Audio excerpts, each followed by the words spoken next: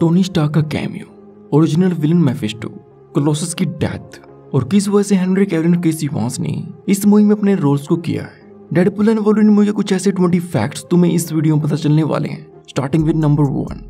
इस मूवी के opening scene में डेडपूल का bye bye bye dance Deadpool 3 की one of the most viral movement बन चुका है, जिसे behind the scenes dancer Nick Pauley ने परफॉर्म किया था और इन्होंने इस पूरे डांस को सिर्फ 30 मिनट में ही सीखने के बाद अपनी ऑडिशन टेप को फिल्म मेकर्स के पास भेजा था, जिसके बाद ही मूवी में इन्हें ये रोल मिला है।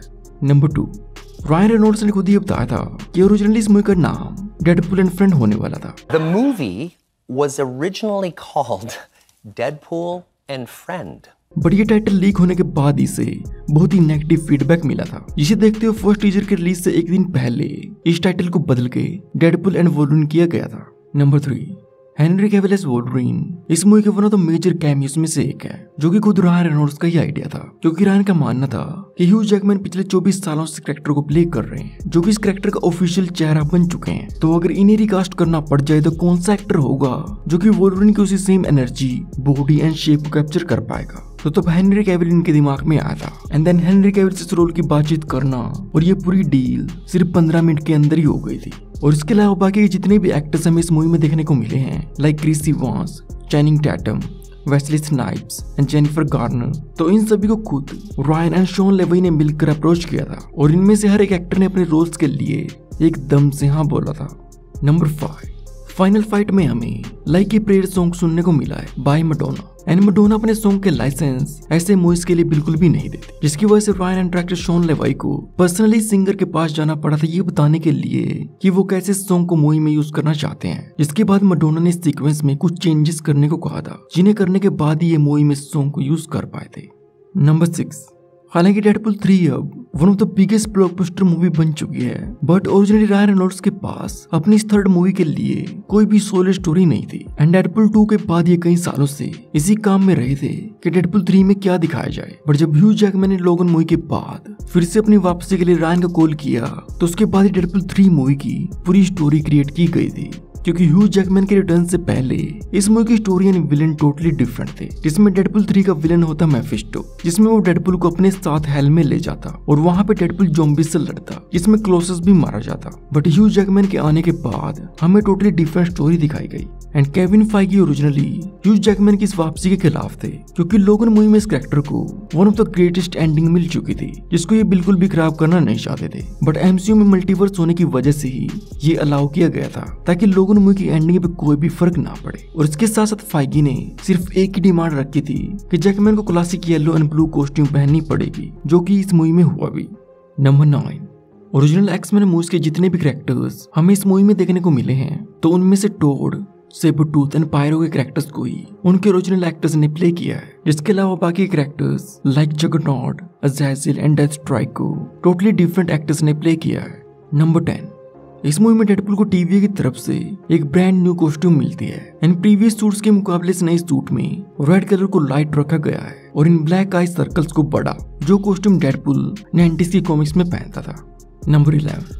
डेडपूल एंड वोल्वरिन से पहले चैनिंग टैटम कई सालों से गैम्बिट की सोलो मूवी बनाने में लगे थे, बट फोक्स ने इस पे कभी मूवी बनाई ही नहीं and I think that's why Ryan and Shawn Levy ने मिलकर चैनिंग टैटम को ये रोल प्ले करने का मौका दिया है, क्योंकि रायन रेनॉल्ड्स को भी ऐसी स्ट्रगल अपनी फर्स्ट डेडपूल मूवी को ग्रीन लाइट करने में लगी थी, जिसके लिए इनको अलग से ये प्रोमो वीडियो बनानी पड़ी थी। तो एक तरह से चैनिंग टैटम के गैम्बिट का इस मूवी में ये एक प्रोमो रोल है, जो कि ऑलमोस्ट हर किसी को पसंद आया है एंड मे बी इसे देखते हुए इन्हें आगे सोलो मूवी भी मिल जाए, जिसके ये हकदार हैं। एंड मूवी में गैम्बिट के सभी जोक्स नॉर्मल तरीके से लिखे गए थे बाकी कैरेक्टर्स की तरह, बट मूवी में गैम्बिट के स्कैजिन एंड फ्रेंच फ्लेवर को चैनिंग टैटम ने खुद से ऐड किया था। और जैसे मूवी में डेडपूल को गैम्बिट की बातें समझ में नहीं आती, तो फिल्मिंग के टाइम एक्चुअल में एक्टर्स एंड डायरेक्टर का यही सेम हाल था, जिसमें उन्हें कुछ समझ में आता था और कुछ नहीं। And I kept breaking character. I was doing my like brooding Wolverine vibe. I was like, let's go.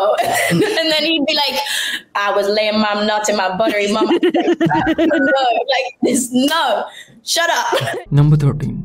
Deadpool trilogy में ऐसी फर्स्ट मूवी है जिसमें डेडपूल को कोई भी बॉडी पार्ट कट नहीं होता, क्योंकि फर्स्ट मूवी में ये अपने हाथ को काटता है एंड देन सेकंड पार्ट में पहले वो अपने खुद के टुकड़े करता है और फिर जगरनॉट उसके 2 टुकड़े करता है। बट इस थर्ड पार्ट में फर्स्ट 2 के मुकाबले और भी ज्यादा वोलेंट फाइट्स होने के बावजूद भी डेडपूल के साथ ऐसा कुछ भी नहीं हुआ, जो कि आई थिंक इस मूवी की first story and mostly cameos को ध्यान में रखते हुए किया गया है।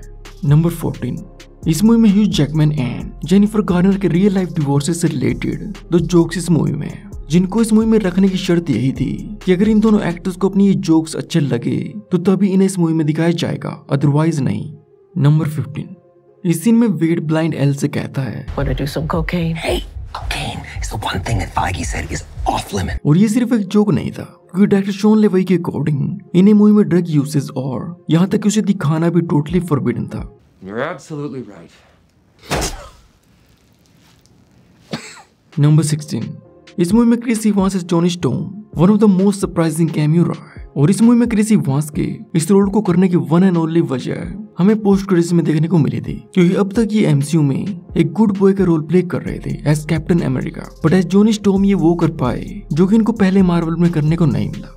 एंड क्रिस इवांस के साथ साथ हमें इस मूवी में टोनी स्टार्क का कैमियो भी देखने को मिलता, एंड रायन रेनॉल्ड्स ने तो रॉबर्ट डॉनी जूनियर के साथ अपने लाइन्स को भी रिहर्स किया हुआ था, बट जब बाद में पता चला कि आरडीजे एमसीयू में डॉक्टर डूम रिटर्न करने वाले हैं, देन उसके बाद इनके टोनी स्टार्क वाले कैमियो कट किया गया था।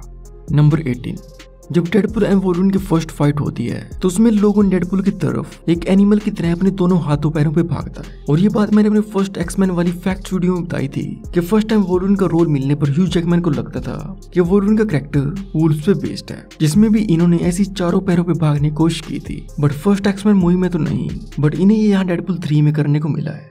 नंबर 19, वेल ये तो तुम सभी को पता चली गया होगा कि Deadpool and Wolverine highest grossing R-rated movie बन चुकी है, सरपासिंग जोकर, बट शायद तुम्हें पता हो बट $200 मिलियन के बजट के साथ ये most expensive R-rated comic book film भी बन चुकी है, सरपासिंग द सुसाइड स्क्वाड, जिसका बजट $185 मिलियन था। तो R-rated कैटेगरी में most expensive and highest grossing दोनों ही रिकॉर्ड सब डेडपुल एंड वोल्वरिन के नाम है। और जैसे स्पाइडरमैन नो वे होम की सक्सेस के बाद तीनों स्पाइडरमैन्स ने मिलकर एनिमेटेड सीरीज से स्पाइडरमैन के इस मीम को रिक्रिएट किया था, तो वैसे डेडपुल एंड वोल्वरिन की सक्सेस के बाद ह्यू जैकमैन ने भी वोल्वरिन क्रश मीम को रिक्रिएट किया है from X Men the animated series. और उसके बाद डेडपुल एंड वोल्वरिन मूवी की हिडन डिटेल्स जानने के लिए तुम मेरी इन 2 वीडियोस को देख सकते हो, जिनमें मैंने इस मूवी की टोटल 76 डिटेल्स कवर की हुई है।